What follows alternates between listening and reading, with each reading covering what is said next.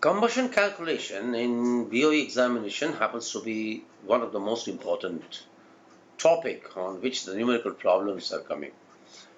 And the concept of moles and kilomoles, if we are not clear, then it becomes very difficult.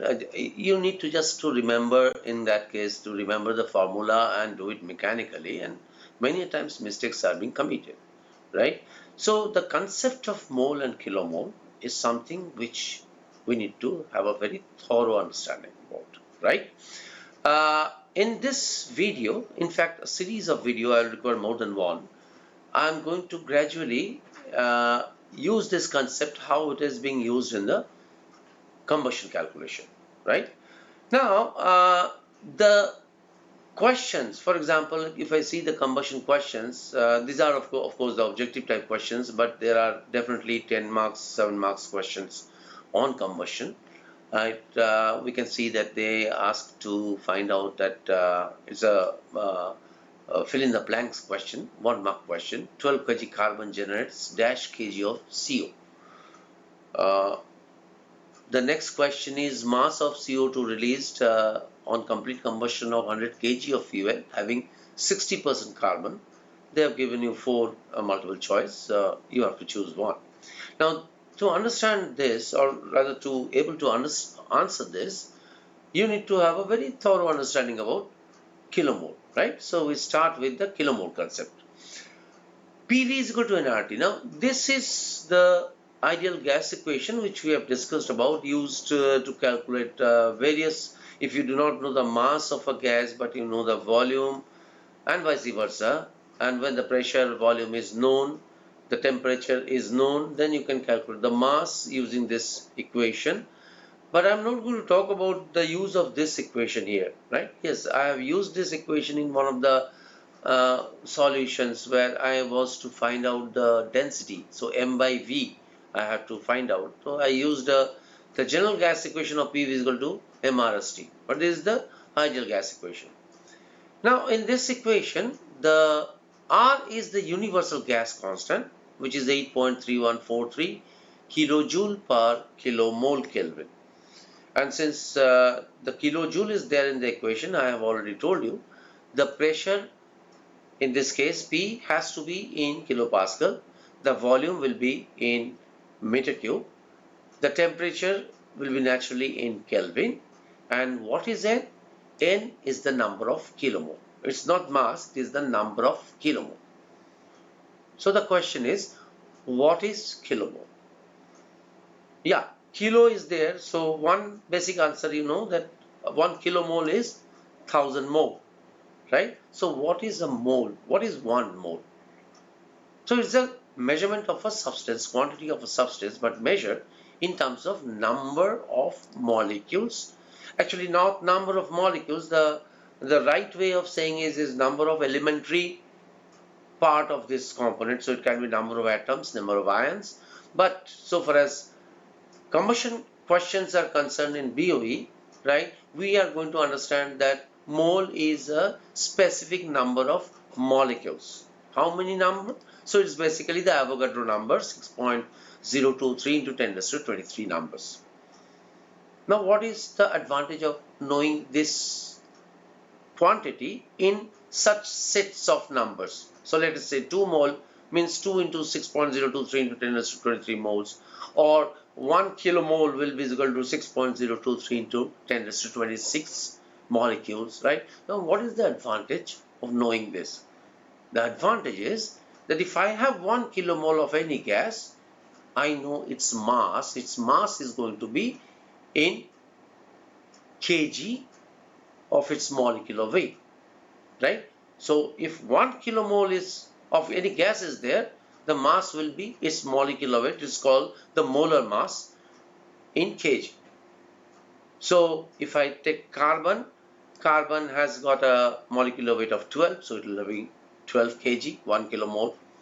1 kilomole of hydrogen will be 2 kgs. 1 kilomole of oxygen will be 32 kgs.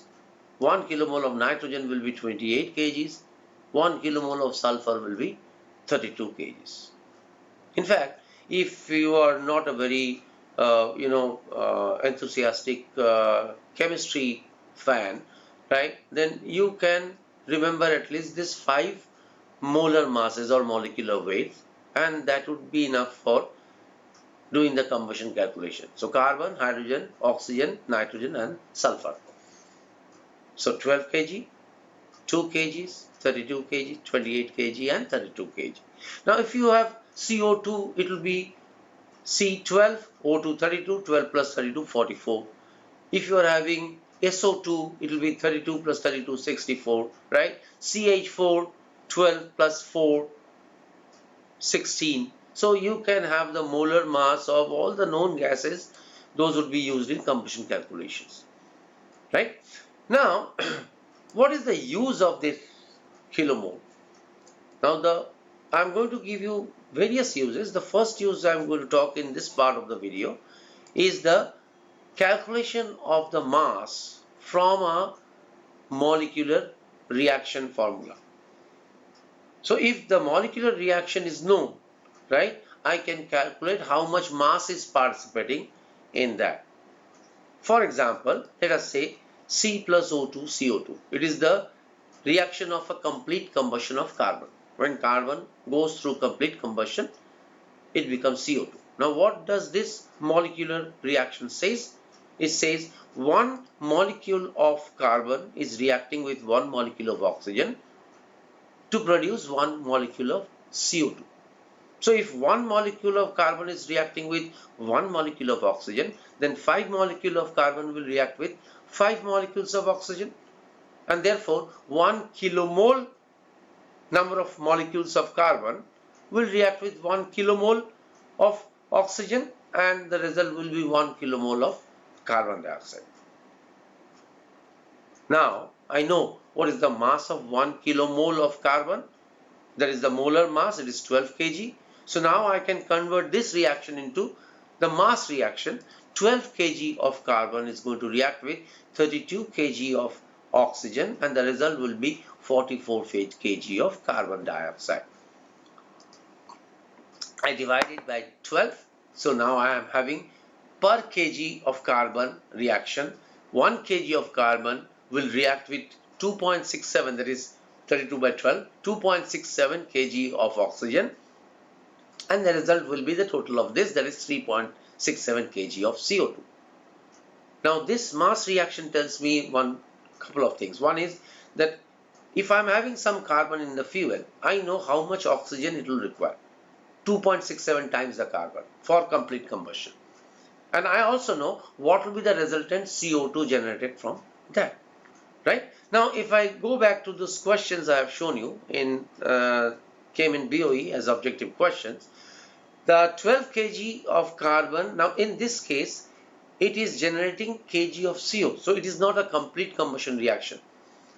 C plus O2 is CO2, but in this case they are asking if there is incomplete combustion, then what will be the amount of generation of CO. So in that case, now we need to use the molecular reaction of carbon plus oxygen to generate CO. So it is 2C plus O2 is equal to 2CO. So when I give half of the oxygen to a carbon, then it will be incomplete combustion and the result will be CO, right? So now again I convert it in terms of kilomole reaction. So 2 kilomole of carbon is going to react with 1 kilomole of oxygen, and the result will be 2 kilomole of CO. Now 2 kilomole means 2 into 12 kg, because 1 kilomole is 12 kg carbon. So 2 into 12 kg of carbon is going to react with, now it is 1 O2, so 32 kg of O2. But for this question, O2 is not of our interest. The CO generation will be 2 into 28, that is 56 kg, right? So I can find out 1 kg of carbon will react with, that is 12 kg of carbon will react with 28 kg of, react with 32 kg of oxygen, and the generation will be 28 kg of carbon monoxide. The question which I have asked, how much carbon monoxide will be generated from the burning of 12 kg of carbon. right? So we gave the answer 28 in this case.